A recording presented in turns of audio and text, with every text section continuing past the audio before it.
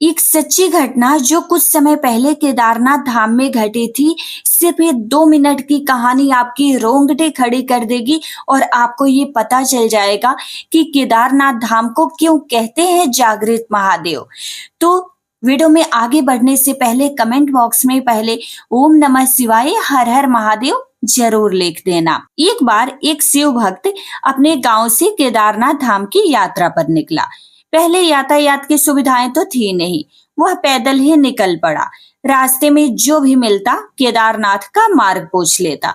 मन में भगवान शिव का ध्यान करता रहता और चलता रहता। चलते चलते उसको महीनों बीत गए। आखिरकार एक दिन वह केदारनाथ धाम पहुंच ही गया। केदारनाथ में मंदिर के द्वार 6 महीने खुलते हैं और 6 महीने बंद रहते हैं। वह उस समय पर पहुंचा जब मंदिर के द्वार बंद हो रहे थे। पंडित जी को उसने बताया कि वह बहुत दूर से महीनों की यात्रा करके आया है। पंडित जी से प्रार्थना की, कृपया करके दरवाजे खोल करके प्रभु के एक बार दर्शन करवा दीजिए। लेकिन वहां का तो नियम है कि एक बार अगर दरवाजा मंदिर का बंद हो गया तो फिर वो 6 महीने के बाद ही खुलता है। नियम तो आखिर नियम होता है। वह बहुत रोया, बहुत गिड़गिड़ाया। पंडित जी से उसने बहुत मिन्नतें की। बार बार भगवान शिव को याद किया कि प्रभु बस एक बार दर्शन करा दो। वह प्रार्थना कर रहा था सभी से, लेकिन किसी ने भी उसकी नहीं सुनी। पंडित जी बोले, अब यहाँ 6 महीने के बाद ही आना, 6 महीने बाद यहाँ के दरवाजे खुलेंगे।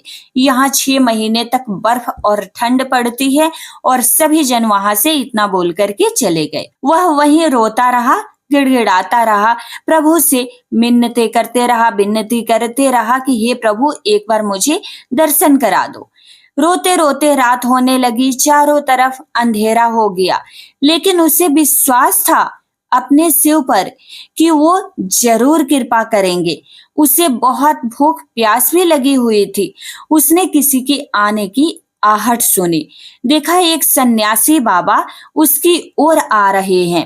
वह सन्यासी बाबा उसी के पास आए और पास में आकर के बैठ गए। पूछे, बेटा कहाँ से आए हो?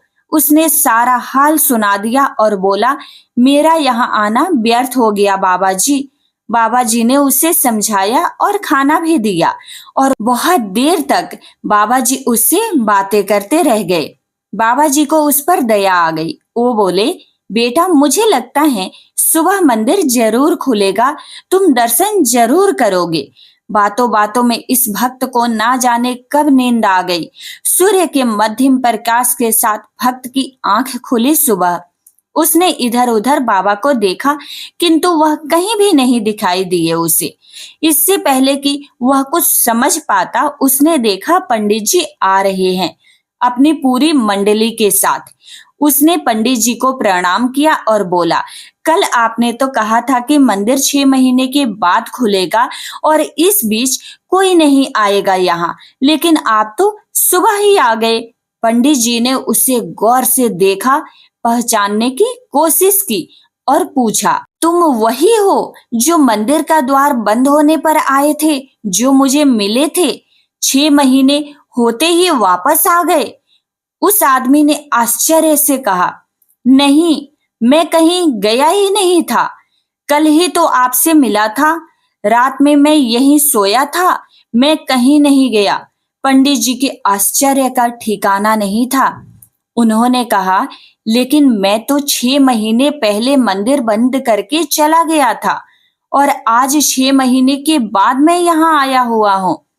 तुम 6 महीने तक यहाँ पर जिंदा कैसे रह सकते हो? पंडित जी और सारी मंडली हैरान थी। इतनी सर्दी में एक अकेला व्यक्ति कैसे 6 महीने तक जिंदा रह सकता है यहाँ पर?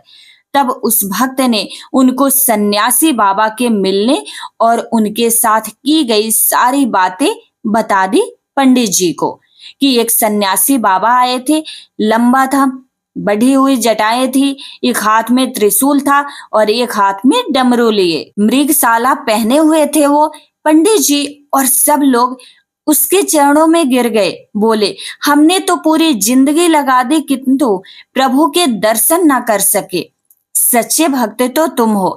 तुमने तो साक्षात भगवान शिव के दर्शन किए हैं।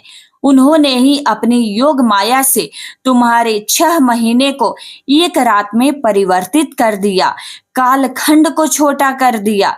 यह सब तुम्हारे पवित्र मन, तुम्हारी श्रद्धा और विश्वास के कारण ही हुआ है। आपकी भक्ति को प्रणाम है, आपकी भक्ति को प्रणाम है। तो प्रेम से आप भी बोलिए, ओम नमः शिवाय, हर हर महादेव।